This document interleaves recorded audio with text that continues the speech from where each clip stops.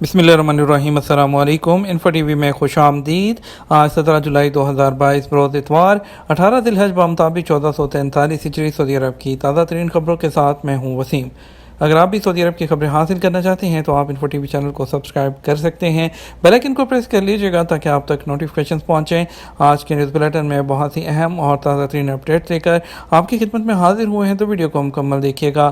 شروع کریں گے پہلی خبر کے ساتھ۔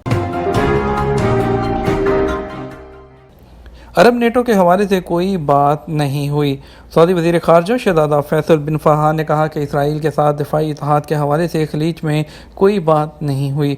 وزیر خارجہ نے یقین دلایا کہ عرب نیٹو کے حوالے سے کوئی چیز نہیں ہے۔ انہوں نے مزید کہا، امریکہ کے ساتھ جو ایگریمنٹ کیے ہیں وہ محض راتوں رات نہیں ہو گئے۔ آج نیوز کے مطابق سعودی وزیر خارجہ نے جدہ امن ترقیاتی کانفرنس کے بعد پریس کانفرنس سے خطاب کرتے ہوئے مزید کہا کہ سربراہی اجلاس میں مختلف نکات پر اتفاق ہوا ہے۔ اس حوالے سے پُر امید ہے کہ برآمد ہونے والے نتائج سے خطے کی سلامتی اور استحکام اور ترقی کے حوالے سے مثبت اثرات مرتب ہوں گے۔ حرمین شریفین میں نماز کے لیے پرمٹ کی شرط ختم کر دی گئی۔ وزارت حج عمرہ نے کہا، مسجد الحرام اور مسجد نبوی شریف میں نمازوں کے لیے پرمٹ کی شرط ختم کر دی گئی ہے۔ نمازوں کی ادائیگی کے لیے کورونا میں مبتلا نہ ہونا بنیادی شرط برقرار ہے۔ سبق نیوز نے وزارت حج اور عمرہ کی جانب سے جاری بیان کے حوالے سے مزید کہا کہ وزارت نے حرمین شریفین میں نمازوں کے لیے جانے والوں کی سہولت کے لیے اتمنا یا توکلنا پر ایڈوانس بکنگ کی شرط ختم کر دی ہے۔ کوئی بھی ایسا شخص جو کورونا وائرس میں مبتلا ہو یا کسی ایسے فرد سے ملاقات کی ہو جو کورونا کے مرض میں مبتلا ہو، وہ حرمین میں جانے سے اجتناب کرے۔ ویکسینیشن کی شرط بھی حرمین جانے کے لیے ختم کر دی گئی ہے۔ نمازوں کی ادائیگی کے لیے بغیر ویکسین یافتہ بھی حرمین جا سکتے ہیں، بشرطے کہ وہ کورونا میں مبتلا نہ ہوں۔ واضح رہے، اس سے پہلے حرمین شریفین میں نمازوں کی ادائیگی کے لیے اعتمرنا پر بکنگ کرانا ضروری ہوتا تھا۔ وقت حاصل کرنے کے بعد توکلنا یا اعتمرنا اپلیکیشن پر مقررہ وقت کے لیے پرمٹ جاری کیا جاتا تھا۔ صدر جو بائیڈن دورہ سعودی عرب کے بعد جدہ سے روانہ۔ امریکی صدر جو بائیڈن سعودی عرب کے 2 روزہ دورے کے بعد جدہ سے روانہ ہو کے گورنر مکہ مکرمہ شہزادہ خالد الفیصل نے ایئرپورٹ پر انہیں رخصت کیا۔ آج نیوز کے مطابق امریکی صدر مشرق وسطیٰ کے دورے کے اختتام پر جدہ پہنچے تھے، جہاں انہوں نے خادم حرمین شریفین شاہ سلمان بن عبدالعزیز اور ولی عہد شہزادہ محمد بن سلمان بن عبدالعزیز سے ملاقات کی۔ امریکی صدر نے ہفتہ کو جدہ میں کانفرنس میں بھی شرکت کی جو سعودی عرب کی میزبانی میں منعقد ہوئی تھی۔ کانفرنس کے خطاب میں صدر جو بائیڈن کا کہنا تھا کہ ایران کو جوہری توانائی حاصل کرنے کی اجازت نہیں دیں گے۔ انہوں نے کہا، ایران کی جوہری سرگرمیاں خطے کی امن اور سلامتی کے لیے خطرہ ہیں۔ ہم اپنے حلیفوں کے ساتھ مل کر خطے کو درپیش خطرات سے نمٹنے کا عزم رکھتے ہیں۔ جدہ میں منعقد ہونے والی کانفرنس برائے امن اور ترقی سے خطاب کرتے ہوئے انہوں نے میزبانی پر سعودی عرب کا شکریہ ادا کیا۔ سعودی شہریوں کو امریکہ کا 10 سال تک کا ویزا جاری ہوگا۔ سعودی عرب میں امریکی سفارت خانے نے کہا کہ سعودی شہریوں کو 10 سال تک کا ویزا جاری ہوگا۔ سبق ویب سائٹ کے مطابق سفارت خانہ سعودی شہریوں کے لیے وزٹ ویزا B1 اور B2 کو 5 سال سے بڑھا کر 10 سال کر دیا ہے، جس کا نفاذ 1 اگست 2022 سے ہوگا۔ سفارت خانے نے کہا، دونوں ملکوں کے درمیان تعاون اور سیاحت اور تجارت کو فروغ دینے کے لیے ویزے کی مدت میں اضافہ کیا گیا ہے۔ سفارت خانے نے سعودی شہریوں کے لیے نئے وزٹ ویزے کا اجراء امریکی صدر کے دورہ سعودی عرب کی مناسبت سے کیا ہے۔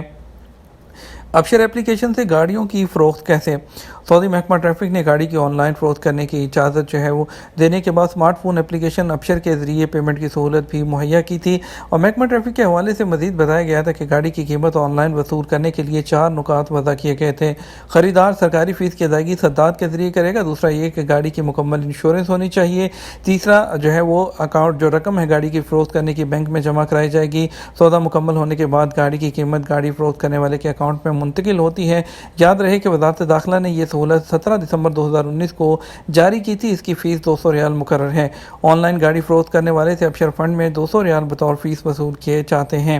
اور آن لائن گاڑی کے سودے کی سہولت کا ایک فائدہ یہ ہے کہ اگر کسی وجہ سے جو ڈیل کینسل ہو جاتی ہے تو اس صورت میں ادا کردہ رقم 72 گھنٹے کے اندر خریدار کو واپس مل جاتی ہے۔ پبلک ٹرانسپورٹ اتھارٹی کا کارگو کے لیے رینٹڈ ٹرک نظام کیا ہے؟ پبلک ٹرانسپورٹ اتھارٹی نے سعودی عرب میں کارگو کے فروغ کی خاطر خصوصی انیشیٹو لینے کا فیصلہ کیا تھا۔ اس کے تحت سڑکوں پر کارگو سروس کے لیے ٹرک فراہم کرنے کا اہتمام کیا جائے گا۔ رینٹڈ ٹرک کا نظام متعارف کرایا جائے گا۔ مذکورہ انیشیٹو کے تحت تمام پرمٹ ہولڈرز اداروں کو کاروبار چلانے کے لیے کم سے کم تعداد میں ٹرکوں کا بندوبست ہوگا۔ ایسے ٹرک سروس سے خارج کر دیے جائیں گے جو فرضی عمر پوری کر چکے ہوں گے۔ ہر سال کے حساب سے کارگو سروس فراہم کرنے والے ادارے کو 2 ٹرک فراہم کیے جائیں گے۔ 5 سالوں میں اس طرح 10 ٹرک ادارے کی تحویل میں ہوں گے۔ پبلک ٹرانسپورٹ اتھارٹی کے مطابق ابھی یہ پروگرام 3 سالہ ہے۔ اس دوران پرائیویٹ اداروں کو حوصلہ افزائی کے طور پر سالانہ کم سے کم 2 ٹرک دیے جائیں گے اور ٹرکوں کی مطلوبہ تعداد مکمل ہونے تک ان کی فراہمی جاری رہے گی۔ یاد رہے کہ سعودی عرب میں کارگو سروس فراہم کرنے والے 3000 سے زیادہ ادارے کام کرتے ہیں۔ اس سے اندازہ لگایا جا سکتا ہے کہ سعودی عرب میں اس سیکٹر کا والیوم کتنا بڑا ہے۔ دوران ملازمت غیر ملکی کارکنان کو کب اور کتنی چھٹیاں مل سکتی ہیں؟ سعودی عرب میں وزارت افرادی قوت اور سماجی بہبود آبادی کی جانب سے آجر اور اجیر کے معاملات کو بہتر طریقے سے قائم رکھنے اور ان میں توازن پیدا کرنے کے لیے قوانین موجود ہیں۔ وزارت افرادی قوت کے مقرر کردہ قوانین میں غیر ملکی کارکنوں کے لیے چھٹیوں کا قانون واضح ہے، جس میں سالانہ چھٹی، بیماری کی چھٹی، عید کی چھٹیاں اور دیگر مناسبت کی چھٹیاں، ذاتی تقریب پر چھٹی اور اعلیٰ امتحان دینے کے لیے چھٹی کا حصول شامل ہے۔ سالانہ چھٹیاں جو ہیں اس میں سعودی عرب میں کام کرنے والے غیر ملکیوں کو سالانہ چھٹی کے لیے 2 کیٹیگری میں تقسیم کیا گیا ہے، جس کے مطابق ایسے لوگ جو 5 سال ہو گئے جس کو کسی کمپنی کفیل کے پاس کام کرتے ہوئے انہیں 1 سال گزرنے پر 21 دن کی چھٹی مقرر ہے، جبکہ وہ لوگ جن کو 5 سال سے زیادہ ہو چکے ہیں ان کے لیے 30 دن کی سالانہ چھٹی مقرر ہے۔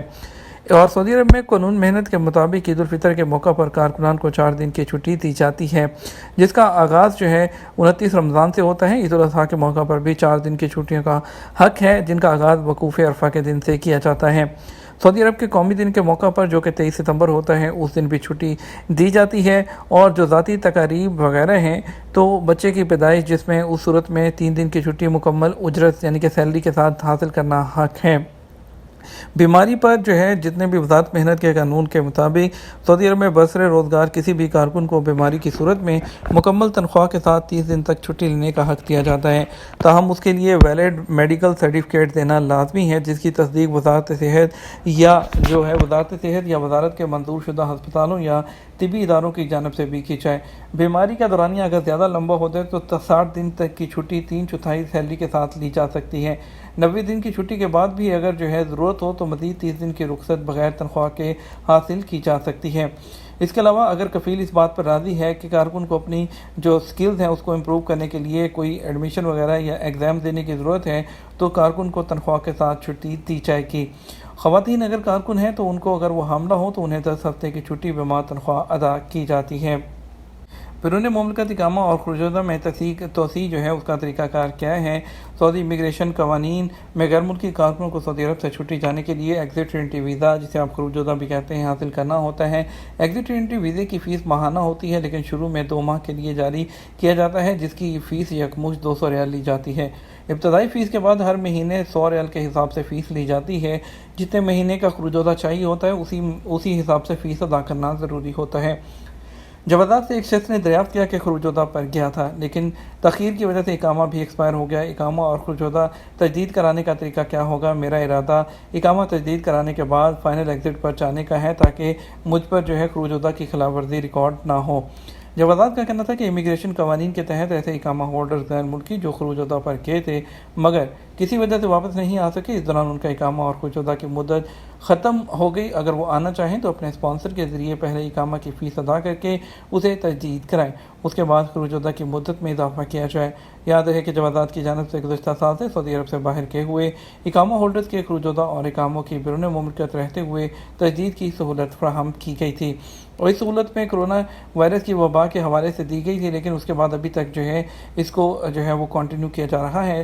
آپ کو اقامہ اور جتنی توسیع چاہیے ہوتی ہے اس میں فیس ادا کر کے کر سکتے ہیں۔ سعودی عرب میں کرونا کے نئے کیسز میں معمولی کمی۔